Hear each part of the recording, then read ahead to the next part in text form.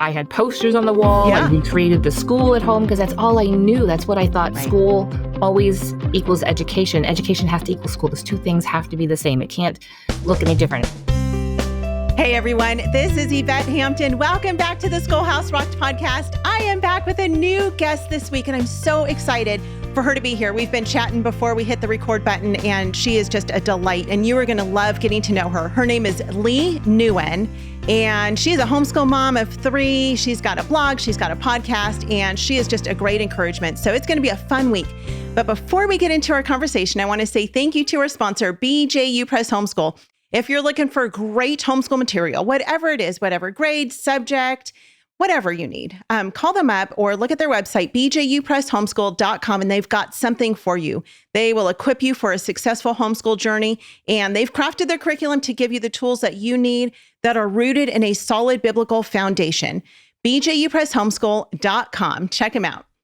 Well, Leigh, welcome to the Schoolhouse Rocked podcast. It is such a delight to have you with me today. I have so much enjoyed chatting with you before hitting that record button. Tell us a little bit about you and your family and what it is that you do.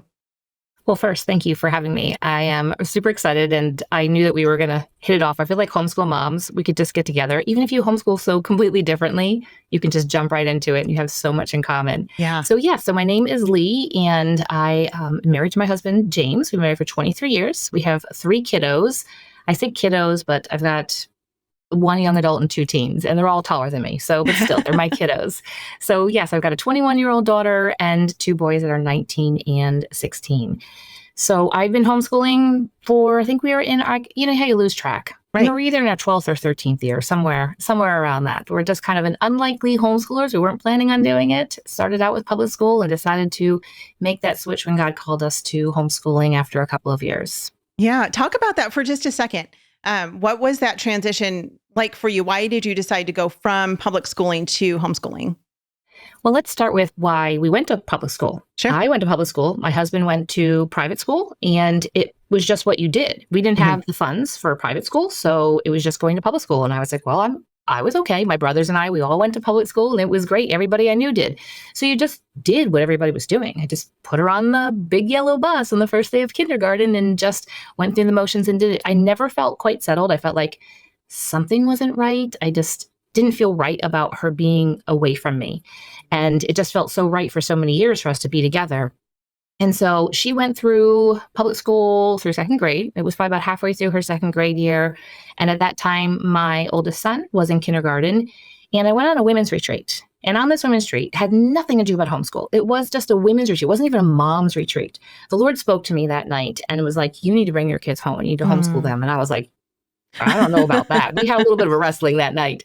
And the moment I said, okay, God, I will look into it, I fell soundly asleep. I woke up just excited in the morning. Wow. And so that transition home was, we waited for the rest of that homeschool year, or the rest of that year, and then brought them home after that just to start a fresh year. So I started off with a 3rd grader, a 1st grader, and a preschooler. And there was multiple reasons. Again, I just never felt quite settled. There were things like sending my 2nd grade daughter, who's just very sensitive and just such a sweet young girl, and sending her off in tears to school, crying because she had a test that day. And I would say, I don't care. I don't care how you do on this test. It's just something that they do. I never had tests in 2nd grade. So I was like, this is really weird, but I guess this is what they do. They're the experts. They know what to do. And okay. And I was like, I don't really care. Not a big deal. My kindergarten, he was, we'll say, in air quotes here, always in trouble. He just was a typical 5-6-year-old boy who was very bored at school. Yeah. And so it was a 2-part thing. It was a part to bring her home and allow her to just be the joyful little girl that God created her to be, and to also to bring him out of a place where he was being held back and held down and told that he was going to be trouble. And so it was a 2-part kind of thing, 2 very different reasons. They're very opposite children. And so it was just that, let's bring them home and try this out. And I say try this out. It was more of like, this is what we're doing. There was never like, okay, maybe we'll go back. It was like, we're transitioning to this and this is what we're going to do. Yeah. Yeah. It's funny. We had that same thing too when we started homeschooling, where I was like, this is the decision that we've made for our family. And I never felt like I was going to look back. Like the decision was just made. And that was what we were going to do. And that's what we've done the whole time. I knew this is what God's calling our family to do. And so that's exciting. When you got started, I know that one of the things that you talk about now is long range vision and planning for your homeschool. Did you start out doing that? Maybe talk through that a little bit, because did you just jump in like I did, having no clue what you were doing and, knees knocking, sweat on your brow, scared to death? Like, what am I doing? Or were you like, okay, this is what we're going to do, and planned it all out? No, you and I are very similar. I just came home and I had posters on the wall, Yeah. and we created the school at home because that's all I knew. That's what I thought. Right. School always equals education. Education has to equal school. Those two things have to be the same. It can't look any different. I didn't have friends that homeschooled. I didn't have any exposure to styles of homeschooling, nothing. And so it was just kind of just jumping into and just recreating that. And so over the years then, as I became exposed to others and lots of resources, I was like, oh, this can look different. Yeah. Yeah. So what does it look like now for you? Now you've got 2 graduates and a 16-year-old. What would you say to that new homeschool mom who's like, okay, we're at the end of a school year and next year we're going to homeschool? What would you say to her? I mean, besides obviously that it doesn't have to look like traditional school, but how would you kind of coach her into starting a new school year? I think we often go into the school year and we just stay super hyper-focused on that school year. I have to get curriculum for, as of right now, everybody's kind of probably thinking and shopping and looking at curriculum for next year.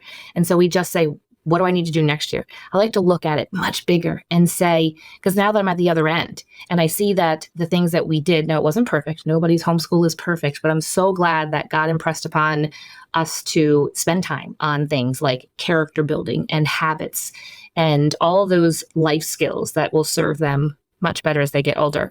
Yeah. And so instead of just looking at what curriculum and what do we have to do right now, I like to say, who are the young adults that you want to put out into the world? And then reverse engineer that. And education can come into that as well. So I think it's really important for us to know our why. Like, why are you homeschooling? Sometimes it's to get away from something. Sometimes it's to create something. And it can be a combination of the two. And nobody's answers are going to be the same. And there's no right or wrong as to why you're homeschooling. But then understand like who you are as a family. I like to talk about family culture.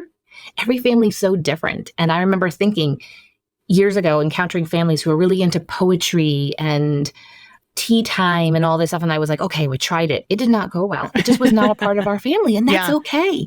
And there's families that are really into sports. Well, we've done sports. We are not a sportsy family. We are not naturally athletic, but we will give it a good try.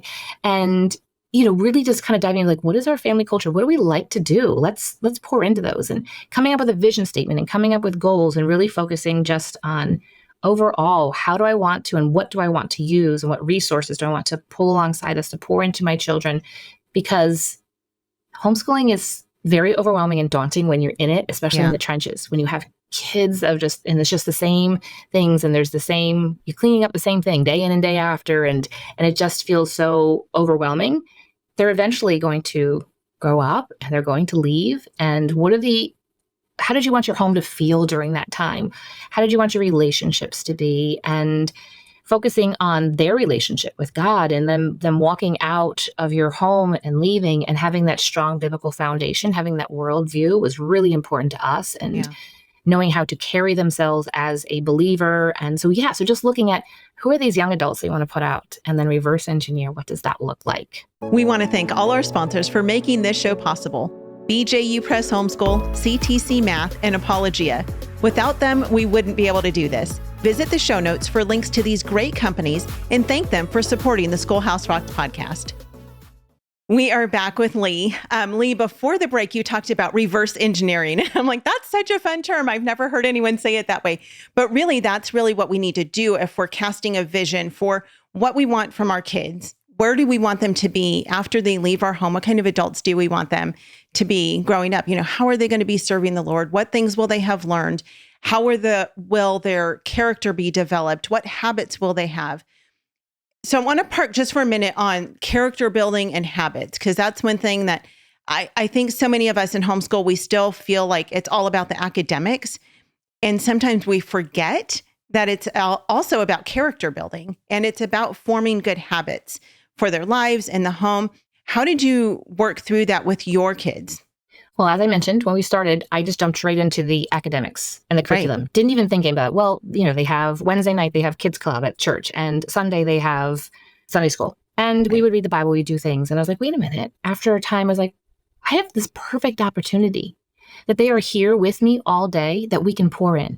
So we started with different Bible resources and would read through, and they listened to like Adventures in Odyssey and, just those kind of fun things too. And then I started to realize there are some specific areas that I'd like to refine a little bit. Let God help me refine those areas and things that will serve them well. And so I began to explore and find some resources, and we just would tie that in to the homeschool day. It actually became one of the first things we would do. And so I began doing like a morning time with them, and it's the first thing we would do would maybe the character building. So it would be a book. It would be some type of resource. The funny thing is there was one resource that I found at some point, and it was maybe a little dry, but I think it really got to their hearts, because when I would pull it out, they're like, oh no, here we go.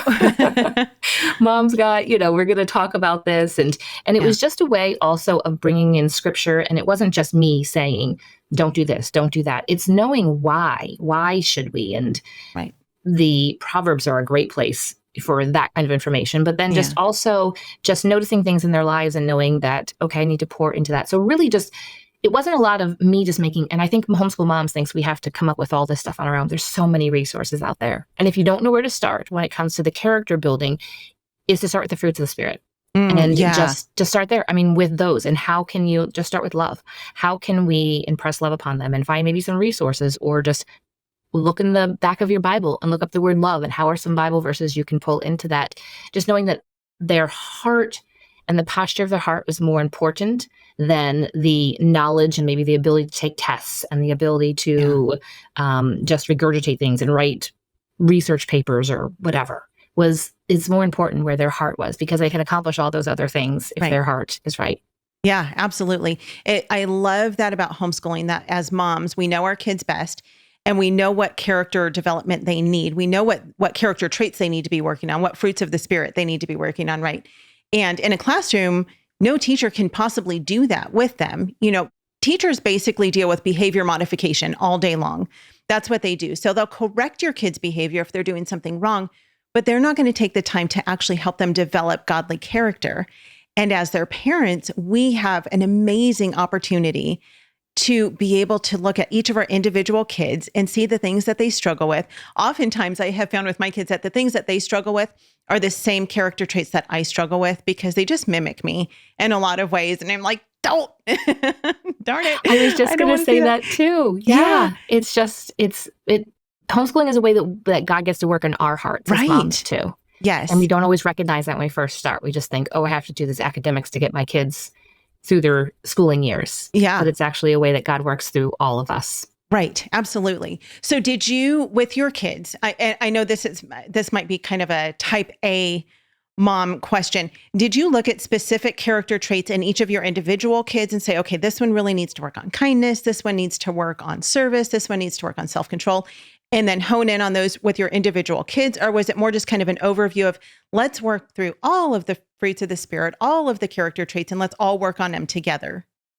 I would say a little bit of both. When it came to them individually, it would be more so me or my husband pouring into them. Mm-hmm. And when I would start to notice things, let's just put this out there and say during school, maybe cheating on things and getting the answer book. And I would notice this, and I would correct and reproof. And then I would say to him when he'd be home, hey, look, this is what I'm doing. Can you come alongside me and speak into them? So those were done more individually, but otherwise it was just as a whole. And with the age range, there are 5 years difference between them all. And even with every subject, anything we did together, the oldest would probably get the most out of it. And then the younger, but there's a lot of repetition, and we'd circle back around to that. And so the self-control, we talk about that and then go on to other things. And then we would come back again to the self-control, because we'd notice that just needed to be addressed again.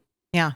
Let's talk about habits for just a minute, because that's one thing that I find, that every homeschool family deals with is bad habits and good habits, and teaching our kids to have good habits, to learn good habits. How did you work through that with your kids, or how are you still working through that with your kids? Well, let me just start by saying that it's a lot of work. It can be a lot of work because they are pushing back against it. They don't want to make their bed. They don't want to brush their teeth. Why do I have such little voice? Why do I have to take a shower? Why do I have to clean myself? And it just is, you just have to put in the hard work of just, we need to do these things and explaining why. Right. If you don't know why to do things. And I think it's important for families to have habits and kids to contribute. Because we're all together all day long, and mom shouldn't be the only one that has to empty the dishwasher again or vacuum the living room again. And I saw it as a way of preparing them for, again, launching out into the world and knowing how to take care of a home, how to take care of their body, how to take care of the home inside and outside the home. So probably through the years, I probably had a lot of different ways of, I would say, maybe chore charts and stuff. I know that not everybody loves those, but it was a way for me to not have to be telling them everything. And I said to them, this chore bucket or this chore list or whatever it was, this is the same as me asking you to do this. And so I need you to respect this. And you're expected to do these things. And there was a lot of pushback. And I'm going to tell you that it pays off. I now have teen boys who will vacuum their own room. I don't even have to tell them to do such things. So there's a reward on the other side of just perseverance, of continuing, just trying again and again, and not just asking them to do things. There's a lot of work of double checking and looking it over, and then not making them feel bad when they don't do it perfectly, just because they're not going to do it perfectly, just letting them do it. And if there is sometimes you find that they don't put as much heart into it, we'll say. They don't try as hard. And you'll say, hey, look, so this is the ramifications. So you didn't clean this dish very well. It went to the dishwasher. Now it went through and it didn't really clean it off. There's no one in there, like with a hand, scrubbing it or anything. No one's scraping up. And now it's dried on. And now I have to soak it. And now I have to go and clean it. And then they'd be like, oh, okay. To understand there's consequences for their actions, for their lack of actions. Yes. Yeah. It is hard to teach habits to kids, I have found, with mine as well, because they don't want to do, there's so many other better things to be doing than chores and dishes and stuff. So we finally figured out, I've shared this, I'm certain on the podcast, but we finally figured out for our girls doing dishes weeks. So every 2 weeks, one of them is assigned to kitchen duty. And that has worked so much better than, okay, who did it last? Who washed them last? And we help with them too, my husband and I, but when it's their week, it's their week. And then whoever's week it is gets to sit in the front seat of the car. So nice. Yeah. Having a routine, having something, doesn't matter what kind of system. If kids know what is expected of them, right. It's just, things go just so much more smoothly. If they know that it's going to be their week to do the dishes. Then there's no fighting on Sunday night when you say, hey, this is your week to do this now. They know they know the expectation. That's right. That's right. It's all training, but that's parenting. I mean, we tend to think that if we teach them something one time, they're going to remember it. They're going to do it. They're going to do it the way that we would do it. And life is just going to move on smoothly. And that is not how life works. And really, if you think about it, that's not even how we work with the Lord. I mean, how many times does God come back to us over and over again and say, okay, let's try this over again, Yvette. We've been over this. Let's do it again. And, he's so patient and kind with us. And so it's important for us to be patient and kind with our kids as we're teaching them and training them to be humans. That's really what we're teaching them to do, is just to be humans. So humans who love Jesus and who are honoring him in the way that they live their lives. So anyway, we have so much more to talk about, but we are out of time. So we're going to come back on Wednesday, talk more about this. Leigh, tell people where they can find your podcast and your blog and all the fun things that you have going on. Yeah, so my podcast is called Little by Little Homeschool, and you can just pop into whatever podcast app you're listening to, type that in, and the website is littlebylittlehomeschool.com. All right, we will put those links in the show notes for you guys to make it easy. And thank you so much for listening. Stay tuned to the very end to hear what's coming up next on the podcast. And if you've not left a review for this podcast, would you take just a minute and do that? That is such a blessing to us, and it helps other people to know about the podcast and why they should listen as well. We love you guys. Have a great rest of your day, and we will see you back here on Wednesday. Bye. Education is discipleship, and this is something I didn't understand until I was probably 3 years into homeschooling. The Bible teaches us in Luke 6:40 that when a student is fully trained, he will be like his teacher. And as we look around the culture right now, I think it begs the question, who is teaching our children? Who is teaching our children, and what are they teaching our children? And to me, the primary benefit of having my children home with me is I am able to impart my worldview to my children. I look back now and I'm like, it was intense. There was a lot and there was emotions and up and down, but I'm so glad for all of that time. And so we get to guide our kids. We get to discover alongside them, what are their gifts, talents, and abilities? How has God naturally wired them? And as we spoke in our last conversation about what are some things that God really needs to work in their hearts? And so we can focus on those, but we can also focus on the really good things. I have 3 kids that are just they're all vastly different.